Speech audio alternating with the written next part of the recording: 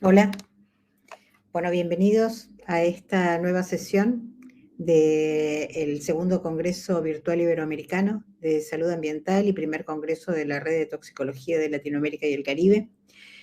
Como venimos diciendo a lo largo de estos días, estamos conmemorando 25 años de la creación de esta red de toxicología de América Latina. Hoy particularmente también celebramos el Día Mundial de la Salud Ambiental, día en el que también fundamos hace ya 7 años la Sociedad Iberoamericana de Salud Ambiental. Y hemos dedicado este espacio para una conferencia sobre el paradigma europeo de la evaluación de riesgos de productos químicos. En realidad, digamos, nuestro continente en general mira mucho a Europa para ver cómo avanza la evaluación de riesgos de productos y la evaluación de riesgos en general, ¿no? De agentes químicos también contaminantes. Venimos de haber estado en una conferencia donde hablamos de la evaluación de riesgos de la presencia de fármacos en el agua y en el agua de riego explícitamente. También lo hemos visto en relación a otras sustancias químicas. Y para este tema hemos invitado a un súper especialista, a quien le agradecemos enormemente que esté hoy con nosotros aquí. Es el profesor José Vicente Tarazona Lafarga. El profesor Tarazona es profesor de investigación y jefe de la Unidad de Evaluación de Riesgos del Centro Nacional de Sanidad Ambiental del Instituto de Salud Carlos III de España. Su graduación fue como veterinario, es doctor en veterinaria, especializado en toxicología y evaluación de riesgos para la salud humana y el medio ambiente, y ha sido presidente del Comité de Evaluación de Riesgos de la Agencia Europea de Sustancias Químicas y jefe de la Unidad de Pesticidas de la Autoridad Europea de Seguridad Alimentaria. Creo que con estos créditos hablamos de, digamos, la autoridad que tiene para venir a contarnos cómo está evolucionando en Europa estas metodologías y estos procesos de evaluación de riesgo de productos químicos. Así que, bueno, le dejamos la palabra y alentamos a quienes nos están siguiendo ahora por el canal que vayan dejando sus preguntas para que al cierre de la presentación del profesor Tarazona podamos discutir sobre las preocupaciones que genera en nuestra audiencia. Muchísimas gracias, profesora García. Es un honor estar aquí. Muchísimas gracias por la invitación. Voy a intentar presentar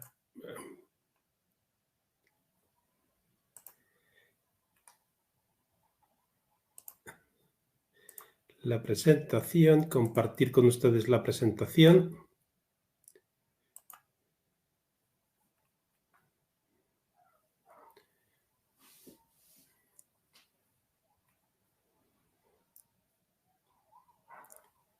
A ver.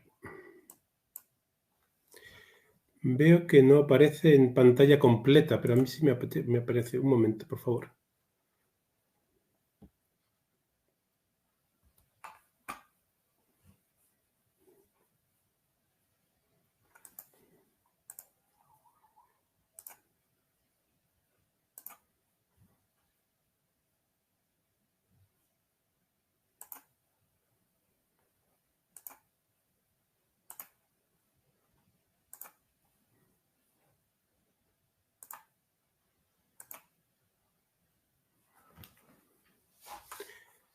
Sí.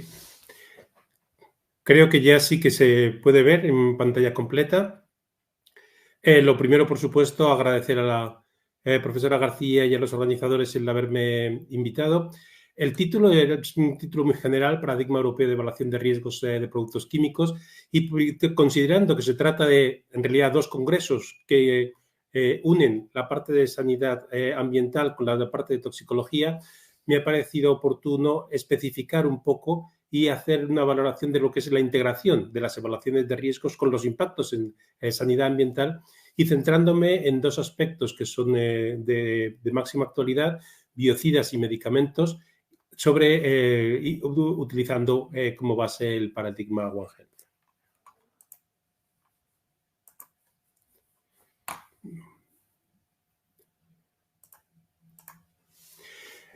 La evaluación y el proceso de autorización, tanto para los productos biocidas como para los medicamentos, incluye dos aspectos complementarios. Por un lado, se evalúa la eficacia y, por otro lado, se evalúa que tengan un uso seguro. Y al menos en la Unión Europea, este uso seguro se evalúa mediante metodologías de evaluación de riesgos, que es parte del análisis de riesgos y que permite a los que tienen que tomar las decisiones, los gestores de riesgo, tomar una decisión con base científica. El proceso de evaluación de riesgos y el paradigma de evaluación de riesgos se desarrolló en la segunda mitad del siglo XX y incluye dos pilares fundamentales: la identificación y caracterización de la peligrosidad, de la que nos ocupamos los toxicólogos, y la estimación de niveles de exposición que se comparan en la caracterización de riesgo. Este paradigma, que es genérico para sustancias químicas, es el que en la Unión Europea se ha ido ampliando también para considerar tanto productos biocidas como medicamentos. La evaluación se hace por líneas paralelas. Como ejemplo, tenemos los medicamentos veterinarios, donde hay que evaluar el riesgo para los propios animales tratados, también para personas que van a verse expuestas en diferentes partes del proceso, durante la aplicación del medicamento, tras la aplicación del medicamento, por ejemplo, en el caso de animales de compañía, o los consumidores en el caso de animales de abasto, y se incluye también los riesgos medioambientales como consecuencia de la emisión del medicamento por animales en pastoreo o la gestión de purines y estiércoles. Todas estas valoraciones son complejas, se han desarrollado guías, modelos y herramientas informáticas para poder hacer estas evaluaciones y armonizarlas entre los 27 países de la Unión Europea, pero lo más importante es que de momento se hacen de forma independiente. En estos momentos existe una serie de presiones para modificar este paradigma, que, como les digo, es un paradigma ya desarrollado y que se viene aplicando durante varias décadas, y estas tres presiones incluyen la información en la que se tiene que basar la evaluación, la extensión de la misma y su relevancia. Y durante esta ponencia voy a intentar abordar estos tres aspectos. Comencemos con las presiones relativas a la información. En este caso, la presión más importante es la sustitución de los ensayos toxicológicos tradicionales, que han sido siempre en animales de experimentación, por alternativas y modelos que no requieren la utilización de estos animales. Esto es fruto, por supuesto, del desarrollo científico, pero también de aspectos éticos y presión social. Y, como intentaré exponer, supone un cambio de paradigma. Tenemos que modificar el paradigma actual para poder adaptarnos a esta presión. Básicamente, en los congresos de toxicología, en las publicaciones sobre toxicología, lo que vemos es que la toxicología del siglo XXI no tiene, afortunadamente, nada que ver con la toxicología de hace 50 o 60 años. Los modelos estandarizados in vitro se han ido reemplazando por modelos mucho más sofisticados, más mecanicistas, incluyendo técnicas ómicas, la aparición de metodologías in vitro, incluso con organoides o modelos de órganos en chip, está suponiendo una revolución, y además se complementa con metodologías in silico y en químico. Pero lo más importante es que esta información, lo que nos interesa obtener son los resultados sobre el mecanismo de esas sustancias y básicamente lo que llamamos los pathways for adversity, cuáles serían los mecanismos por los cuales estas sustancias interaccionan con diferentes niveles de los organismos vivos para producir ese efecto potencialmente adverso. Esto va unido a una presión social. En la Unión Europea, la Comisión ya ha establecido la necesidad de establecer todo un plan de trabajo, lo que llaman un roadmap, para modificar la forma en la que se hacen las evaluaciones de seguridad química en todos los sectores, industrial, farmacéutico, de plaguicidas, biocidas, etcétera, con la idea de que a largo plazo se pueda reemplazar totalmente la utilización de animales de experimentación y podamos hacer valoraciones de seguridad química utilizando exclusivamente modelos no animales. Este roadmap se comenzó en diciembre del año pasado, con una reunión, un workshop inicial en Bruselas, al que tuve el honor de participar, y se espera que a finales del año que viene, a finales del año de 2025 o principios de 2026, la Comisión Europea publique este roadmap donde ya nos indicará claramente sus expectativas.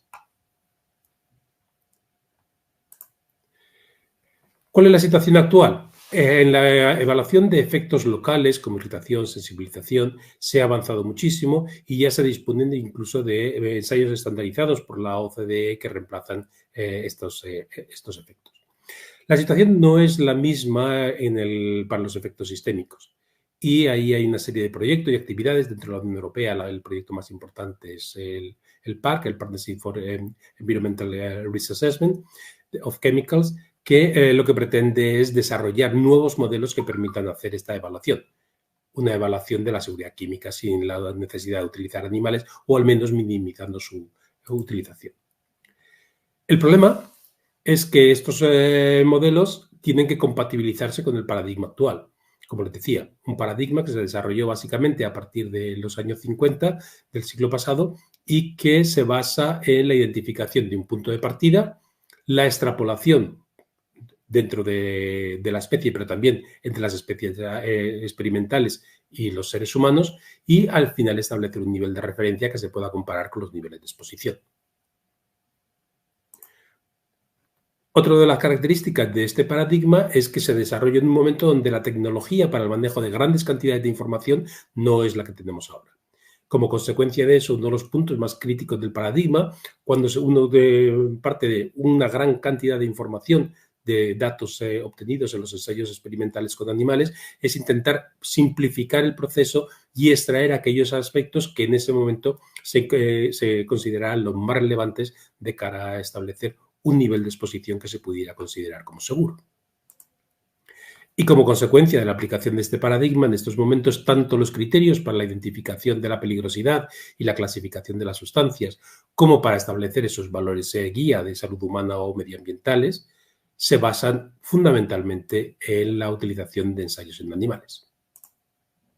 Y claro, el problema fundamental es que dentro de estos ensayos en animales se basan en efectos adversos observados directamente en estos ensayos en animales, que se consideran efectos apicales, que son muy diferentes del tipo de información y de efectos y de consecuencias que obtenemos con las nuevas metodologías, con las metodologías in vitro. Y por lo tanto nos encontramos con una disfunción entre la forma y el paradigma de evaluación de riesgos en estos momentos con la información que ofrecen estas nuevas metodologías que se han desarrollado por la toxicología del siglo XXI. Ante esta disyuntiva tenemos dos opciones. La primera, lógicamente, es la evolución. Por poner un ejemplo, si nosotros lo que tenemos ahora es un vehículo que ya no es un vehículo que funciona con derivados del petróleo como gasolina o gasoil, sino que funciona directamente como un vehículo eléctrico, siempre existe la posibilidad de buscar adaptaciones mediante un generador y generar electricidad. Pero frente a este desafío surge una oportunidad. Si ya tenemos ese vehículo eléctrico, ya no necesitamos depender del petróleo y, por lo tanto, podemos utilizar otras fuentes de energía que produzcan esa electricidad que, además, son mucho más sostenibles. Esta misma característica es la que estamos intentando aplicar dentro de la revolución del paradigma.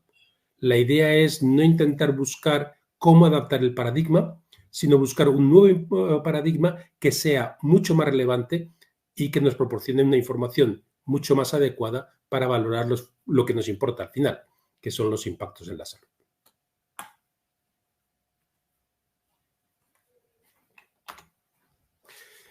La segunda presión sería la extensión y la relevancia.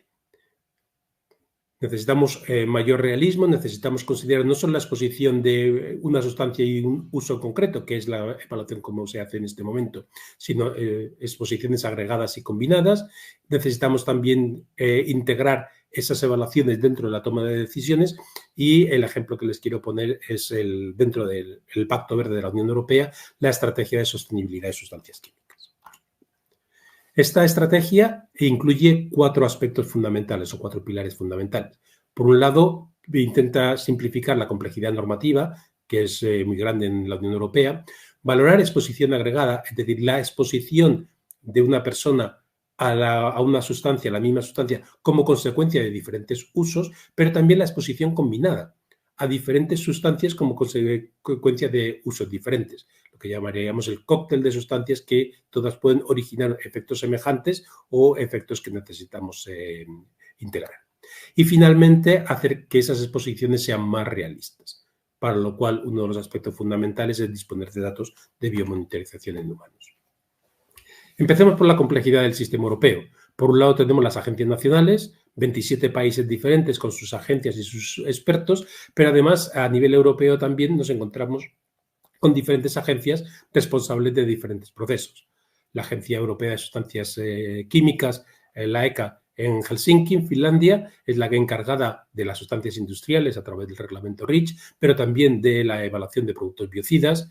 La EFSA, la Autoridad Europea de Seguridad Alimentaria, responsable de plaguicidas, junto con la evaluación de aditivos alimentarios, sustancias en contacto con alimentos, etcétera. La Agencia Europea del Medicamento es responsable, lógicamente, de la evaluación de medicamentos humanos y veterinarios, y el Comité Científico de Seguridad para los Consumidores es responsable de la evaluación de la seguridad de los productos cosméticos para el consumidor, mientras que la ECA es responsable de la evaluación para el medio ambiente. Dentro de este abanico de instituciones, la interconectividad no es fácil y, por lo tanto, lo que se propone dentro de esta estrategia es hacer una evaluación de lo que se llama una sustancia, una evaluación. One substance, one assessment. La idea es que, independientemente de que la autorización final del producto sea a nivel de la Unión Europea, de cada una de las sustancias activas o a nivel nacional, lo que se plantea es que sean una coordinación entre todos los Estados miembros y entre todas las agencias europeas para que se haga una única evaluación de una sustancia en la que intervengan todos los actores determinantes. Esto es muy relevante cuando consideramos la situación actual. Por ejemplo, si utilizamos un plaguicida en concreto, un piretroide, la deltametrina, nos encontramos con que en estos momentos, y solo en España, tenemos registrados 42 medicamentos veterinarios, 21 productos biocidas y 45 productos fitosanitarios que contienen deltametrina.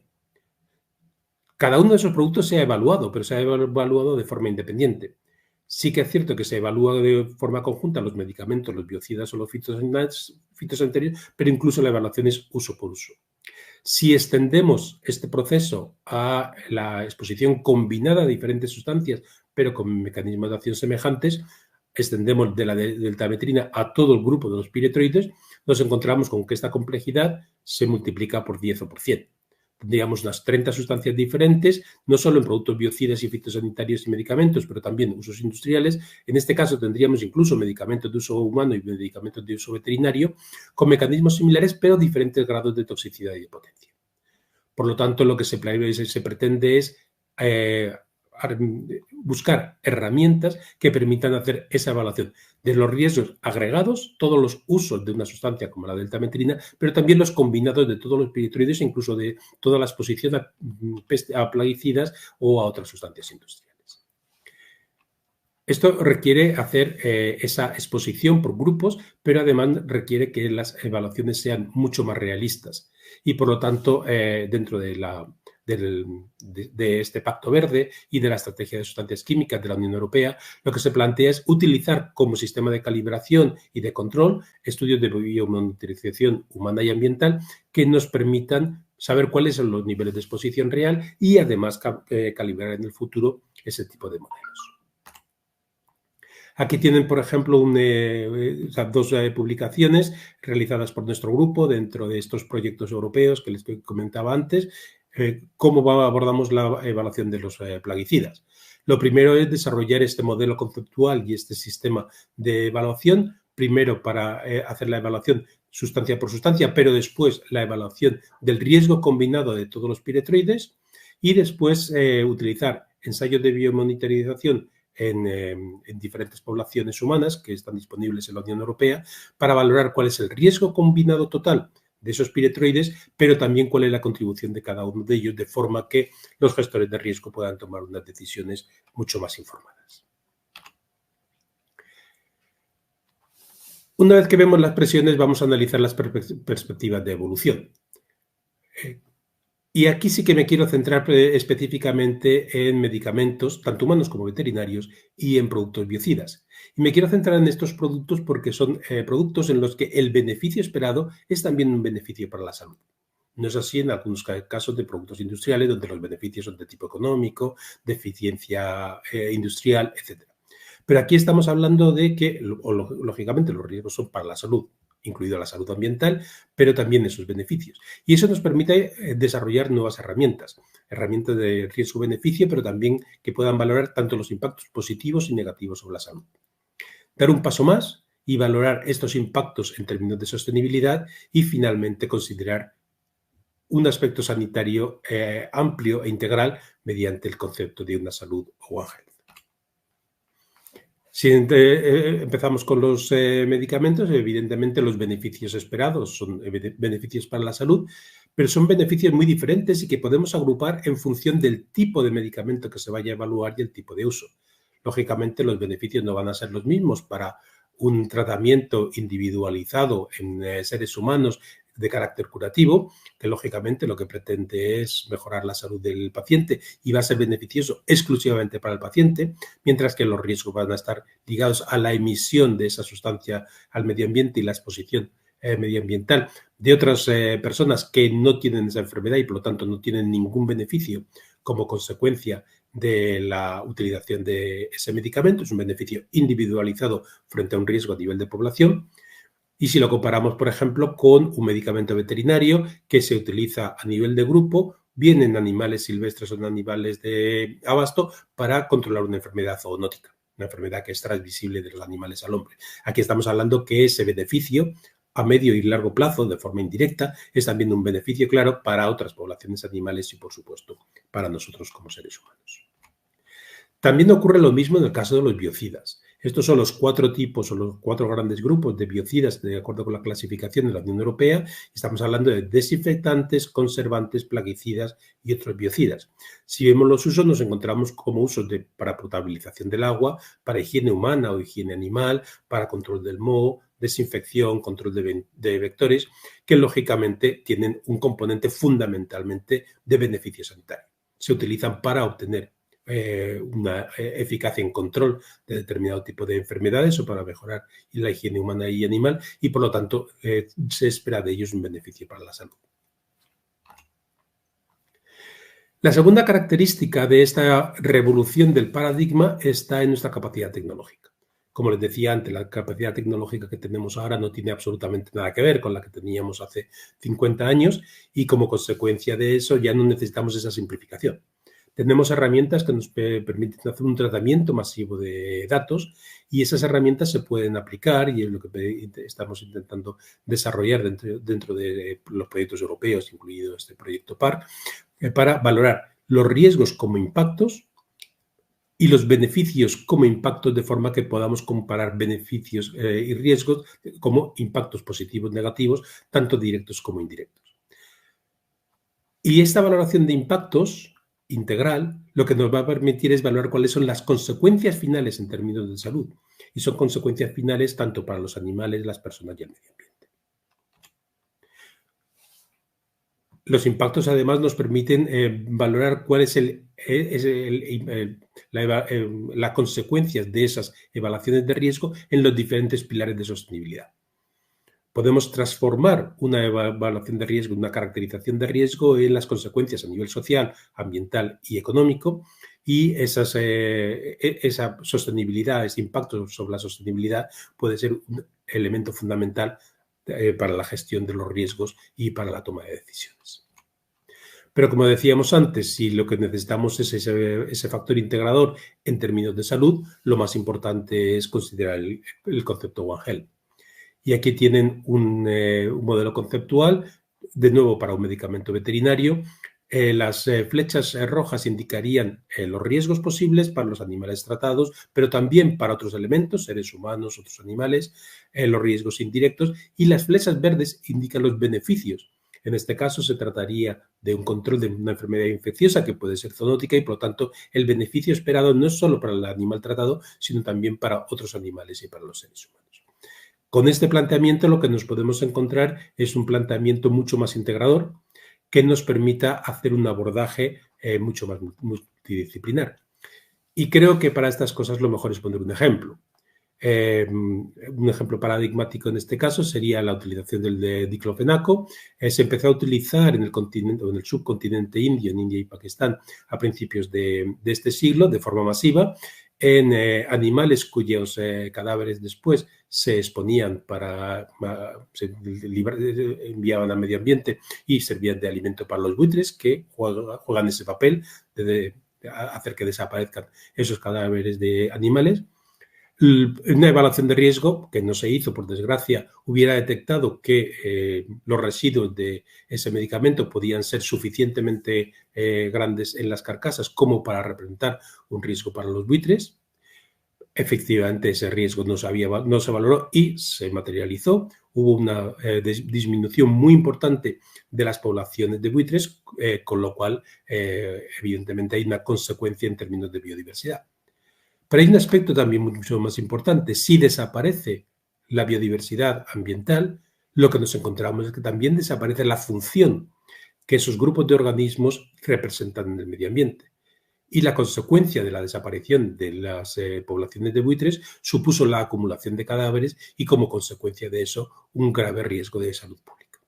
Por lo tanto, esa capacidad de integrar toda la información y ser capaces no solo de hacer la evaluación de riesgos, sino de ver qué impactos se pueden derivar de esos riesgos y qué consecuencias pueden tener al final esos impactos, es uno de los elementos fundamentales en este nuevo paradigma de evaluación de riesgos. La posibilidad de hacer una evaluación de riesgo que nos permita valorar impactos en salud y de transformar los beneficios también en impactos en salud, nos puede permitir valorar esas consecuencias para la salud que serían fundamentales de cara a tomar las decisiones sobre cuál es la aceptabilidad de diferentes usos, no solo uso por uso, sino en general del conjunto de la utilización de diferentes sustancias. Dentro de esta perspectiva One Health tenemos que considerar las consecuencias tanto para la salud humana y animal como para la salud ambiental. En el caso de la salud humana y salud ambiental, está claro que nuestra definición del concepto de salud está acordado, es bastante claro y, por lo tanto, el aspecto fundamental que nos queda por desarrollar sería cómo trasladar esos riesgos no como una valoración, existe o no existe riesgo, positivo o negativo, sino la probabilidad de que se originen efectos adversos y a partir de esas probabilidades de efectos adversos, cuáles son los posibles impactos sobre la salud individual y las consecuencias finales para la salud colectiva. En el caso de la salud ambiental, sin embargo, nos falta definir buenos indicadores. No tenemos indicadores tan claros de lo que consideramos salud ambiental. Algunos de los aspectos que se están debatiendo es pérdida de biodiversidad, pérdida de funciones de los ecosistemas, que, como les comentaba, podemos asociar después con posibles consecuencias. Y en este sentido, los riesgos serían riesgos para los diferentes componentes, funciones y ecosistemas vulnerables, la identificación de los impactos, que sería a diferentes escalas, de la local a la global, y finalmente las consecuencias con la evolución temporal de esas consecuencias. Dentro de esta complejidad se establecen lo que llamamos los nuevos paradigmas de evaluación de riesgos, las nuevas metodologías que se tratan de identificar cuáles son las hipótesis más relevantes por las cuales se pueden producir efectos. Y dentro de esta evaluación orientada por hipótesis, los aspectos relacionados con la bioactividad de las sustancias, la biología de las especies y la ecología son muy relevantes. Y el primer paso es hacer una evaluación de cuáles son las consecuencias posibles medioambientales de una sustancia, pero además integrarlas dentro de la evaluación. Este es el modelo conceptual que se ha desarrollado dentro del proyecto PARC para la evaluación de plaguicidas, como la distribución espacial de la utilización de diferentes plaguicidas por diferentes agricultores se puede agrupar para ver el riesgo global, los impactos ambientales globales y las consecuencias sobre el ecosistema en el que se está actuando. Se han utilizado los plaguicidas como modelo inicial con la idea de extenderlos, por supuesto, a productos biocidas, medicamentos y productos industriales. Por lo tanto, me gustaría concluir con la indicación de que específicamente en el caso de los medicamentos y biocidas, puesto que tanto los beneficios como los riesgos son beneficios y riesgos para la salud, entendida salud desde un punto de vista amplio e integral, la propuesta sería hacer esa evaluación integrada de impactos bajo una perspectiva de una salud One Health. En el caso del medio ambiente, todavía nos falta por definir y aceptar a nivel internacional unos buenos indicadores de lo que sería la salud medioambiental y la pérdida de salud a través de pérdida de biodiversidad o de funciones, servicios o la resiliencia de los ecosistemas. Y como consecuencia de todo ello, para poder utilizar estas nuevas metodologías, necesitamos actualizar los paradigmas de evaluación de riesgos, de forma que en lugar de reducir la evaluación de riesgo a tomar una decisión sobre cuál es un cociente de riesgo que se considere aceptable o no, vayamos a una evaluación mucho más amplia y probabilística de cuáles son los riesgos que podamos traducir en impactos y en consecuencias. Muchísimas gracias por su atención.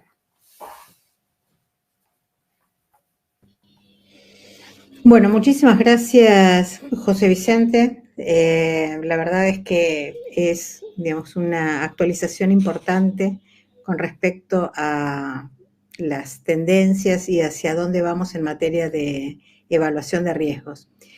Me surgieron algunas preguntas y algún comentario por ahí para profundizar.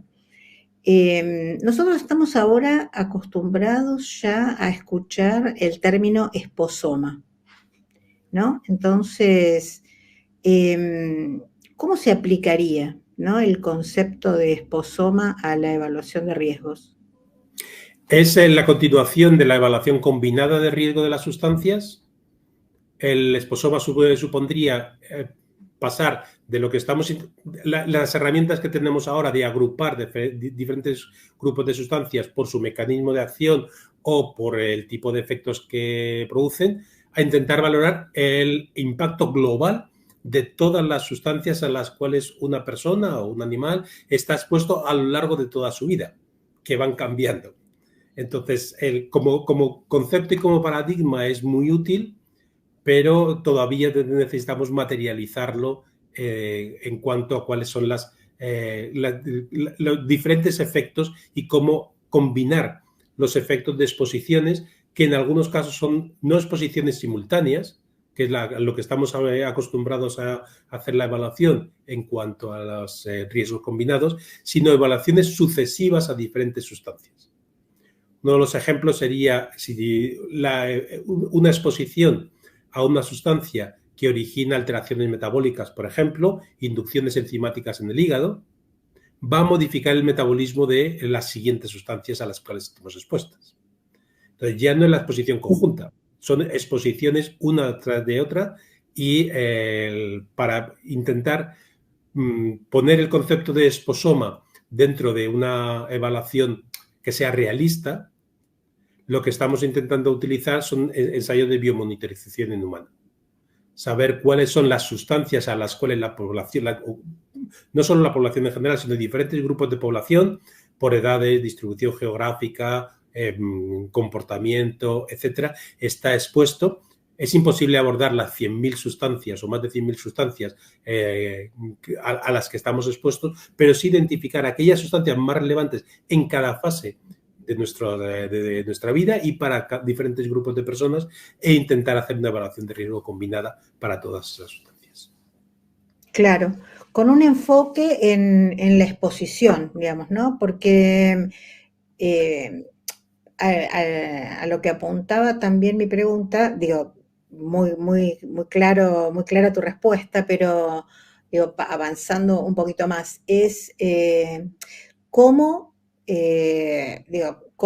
porque veo que todavía no está, digamos, ¿no? O sea, cómo tenemos definidas las vías de exposición, las rutas de exposición, digamos, aquellos indicadores claves de esas rutas para poder decir, bueno, cómo armamos ese esposoma, ¿no? O sea, me viene a la cabeza lo que es el concepto de dieta total, ¿no?, que en algún momento se utilizó y tenemos muchos estudios hechos de dieta total como para poder tener, al menos en lo que tiene que ver con la alimentación, algunos parámetros de qué come la gente para después poder atribuirle ese porcentaje, esa fracción, digamos, de riesgo admisible, por ejemplo, a un residuo de plaguicida en cada uno de los alimentos, sabiendo que no es lo mismo lo que come una persona que vive en el sur, en el extremo sur de América, como es Argentina, Chile, Uruguay, que lo que come alguien que vive en Panamá, Costa Rica, Guatemala, digamos, ¿no? O sea, digamos, con dietas tan diferentes, digo, cómo hacer un esposoma, digamos, ¿no? O sea, cómo configurarlo, ¿no? Y lo mismo en función de, digamos, de otros hábitos. Yo veía que, por ejemplo, lo que España en sus guías de exposición ambiental considera que podría ser lo que ingiere de tierra, ¿no? De polvo o de suelo, ¿no? Un niño para una evaluación de riesgos es muy distinto a lo que se considera en México o lo que consideramos en Argentina, ¿no? O sea, estamos en el orden de 20 miligramos por kilo de peso en un lugar, 300 en otro y 100 en otro, digamos, ¿no? Entonces, con esto, ¿cómo ir armando ese esposoma, ¿no? O sea, alguien que esté pensando en esto, ¿qué piensa? Bueno, yo creo que hay un concepto adicional y es que el concepto de esposoma no es solo exposición. Es unir exposición, pero también los efectos asociados a esa exposición. A exposición que no es a una única sustancia, no es sustancia por sustancia, sino a todas las sustancias a las cuales estamos expuestos. Y eso es parte del nuevo paradigma. O sea, uno de los problemas o de los inconvenientes del paradigma actual, del que se desarrolló en el siglo XX, es que la exposición y la evaluación de peligrosidad o de efectos son dos aspectos diferentes por dos grupos de profesionales diferentes que se juntan al final, juntando dos números. Uno propone un número de exposición, otro propone un número de nivel de aceptabilidad, una PNEC, DINELO, un valor, una ingesta diaria admisible, etcétera, y entonces se combina. Eso es lo que tenemos que cambiar. La idea es que estamos expuestos a diferentes sustancias. Lo que sí que hemos aprendido de los estudios de toxicidad combinada de sustancias es que al final la toxicidad la van a liderar no la exposición a 100 sustancias, sino a 3 o 4, 5 sustancias como máximo, pero esas 4 o 5 sustancias van a ser distintas para cada persona. En función de, como bien decías, de la dieta, en función de las exposiciones que tengan a nivel ocupacional, de la exposición ambiental que tengan en función de la zona donde vivan, pero además eso va evolucionando. En muchos países donde tenemos unos cambios estacionales importantes, es que nuestra propia dieta es muy diferente en verano que en invierno. Nuestras necesidades energéticas, entonces, estamos cambiando ese concepto. Y dentro de ese concepto, la idea también es combinar desde el principio exposición y efecto para ver lo que serían, cuáles son los parámetros fundamentales en los cuales que definen el riesgo para cada persona o para cada grupo de población en función de esas características: dieta, exposición ocupacional, exposición ambiental, otro tipo de efectos, incluso en el futuro poder incluir el marco genético de esas personas. Y además, la otra característica es que la tecnología ahora mismo ya nos permite utilizar toda la información que tenemos.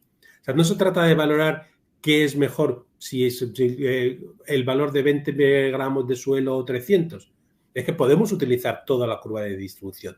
Podemos incluso, si no tenemos suficiente información, podemos utilizar una curva inicial de probabilística, decir, bueno, creo que el máximo realista sería este y el mínimo realista sería este, y ponemos unas curvas de distribución, hacemos un análisis de sensibilidad y automáticamente nos está diciendo los parámetros que realmente son relevantes para nuestra evaluación de riesgo son estas sustancias en este momento y además con estos factores.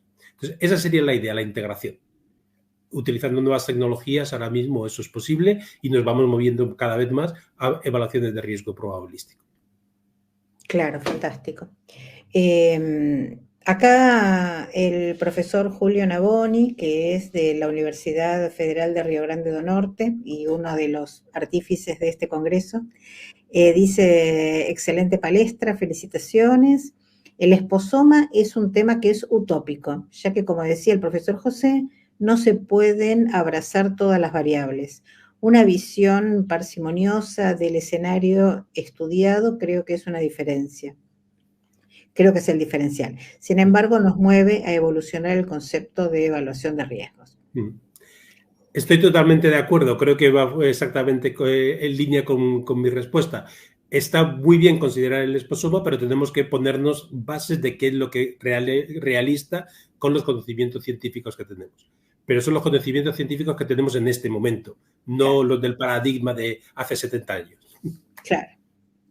Bien, de todos modos también pensaba, ¿no?, que hoy tenemos grandísimos avances en tecnología, digamos, ¿no?, que contribuyen mucho a poder hacer una evaluación de riesgo que pretende ser preventiva, digamos, que en la misma medida que usemos modelos probabilísticos, digamos, nos vamos anticipando, digamos, con lo que sabemos a lo que puede ocurrir.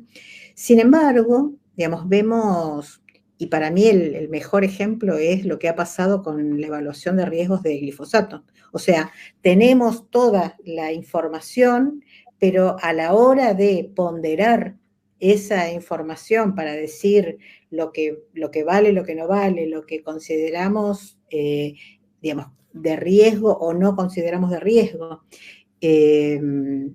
vemos lo que pasó con la evaluación de la Agencia Europea de Químicos y de Seguridad Alimentaria, digamos, que ha invertido muchísimo tiempo, muchísimo papel, muchísimas horas de expertos en evaluar y volver a revisar una evaluación para decidir si prorrogamos por 5 años, por 10 años, por 3 años los registros, ¿no?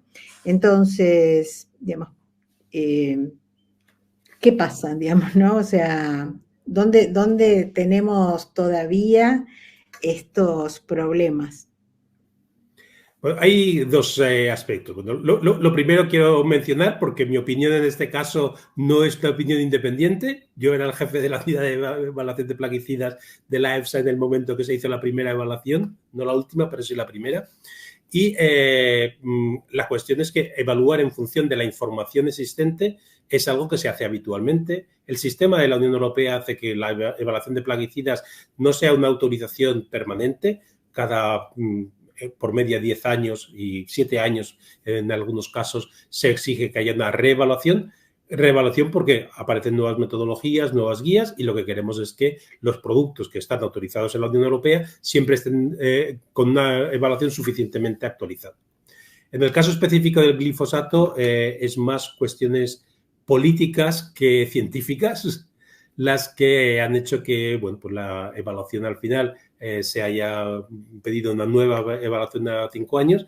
Desde el punto de vista de la carcinogenicidad, está claro que con la información disponible no corresponde a los criterios para clasificarlo como carcinogénico. Esa es mi idea y además coincide con todas las agencias, no solo en la Unión Europea, sino todo el resto de agencias reguladoras. Hay una evaluación de IARC que dice lo contrario, pero basada en solo parte de la información, puesto que en la evaluación que ellos tenían no utilizaron todos los estudios disponibles. Por lo tanto, creo que lo suyo es utilizar los conceptos con toda la información disponible. Y lo que se ha creado ha sido muchísimo más ruido mediático por otras razones. Hay un aspecto que sí que me gustaría resaltar y es el aspecto medioambiental.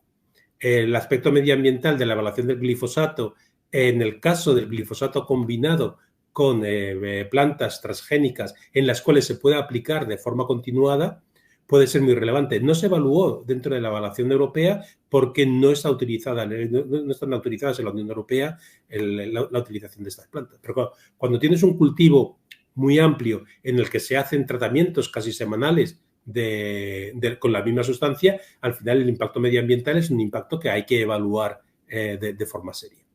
Pero desde el punto de vista de la evaluación de los riesgos para la salud y específicamente de carcinogenicidad, desde mi punto de vista la evidencia científica confirma que no hay evidencia científica, pero como bien decía, lo que sí que está claro es que el esfuerzo que ha supuesto de reevaluación como consecuencia de esta presión mediática ha sido muy grande y tal vez hubiera podido dedicarse a otras cosas.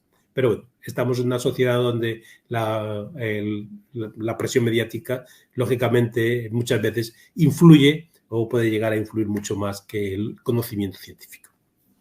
Sí, claro. Bueno, y los que hemos tenido que pasar años de trabajo en agencias reguladoras, sabemos que muchas veces estamos evaluando peligros y riesgos que decimos, digamos, ¿por qué estoy dedicándole tiempo a esto? Y nos pasó con los campos electromagnéticos, digamos, tanto de la electricidad como de la telefonía celular y seguimos, ¿no? Digamos, a veces con la agenda fijada por los medios de comunicación más que por lo que realmente consideramos que es un problema para la gente.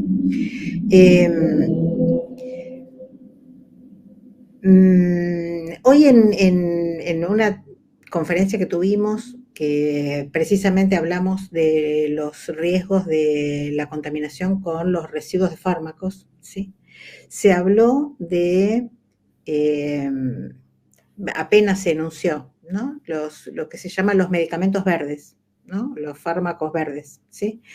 Y me parecía interesante esto de la dimensión de salud ambiental aplicada a la evaluación de los fármacos, ¿no? Porque, bueno, uno habla de la evaluación de riesgo de fármacos y en general siempre se ha planteado en función de la eficacia y en función de